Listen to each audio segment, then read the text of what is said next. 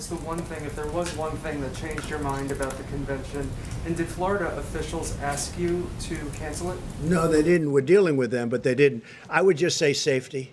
Just safety. I could see the media saying, oh, this is very unsafe. I don't want to be in that position. It's safety, not because of the media, but that's what they would say. And we'll have a very nice something. We'll figure it out. It'll be online in some form. Maybe it'll be something even a little bit different. We have time. We're talking about the end of August. But I think it'll be something that will be exciting. But there can be nothing like having 25,000 people. We had a tremendous thing planned tremendous convention planned in North Carolina. And it would have been very good, but a much smaller version in Florida. But then we saw what was happening pretty quickly. We saw that the virus was coming up that coast. So, Do you think it's an acknowledgement of the severity of the situation in Florida?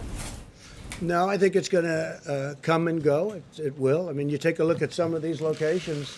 We're heavily infected. I mean, to a point where Deborah and I were talking that, when you look at what happened in New York and what happened in New Jersey and other places, and now you're looking and it's gone. Hope it stays gone. I think it will. But we have to be vigilant. We have to be careful, and we also have to set an example. I think setting the example is very important. It's hard for us to say we're going to have a lot of people packed in a room and then other people shouldn't do it. Don't forget, we're talking about schools, and we want them to be vigilant, and we're saying open, and then we're saying, here you have a big room. But I also, if you notice, I said where bars are crowded, where other things are crowded. Well, there's nothing more crowded than a convention. I mean, you've seen them.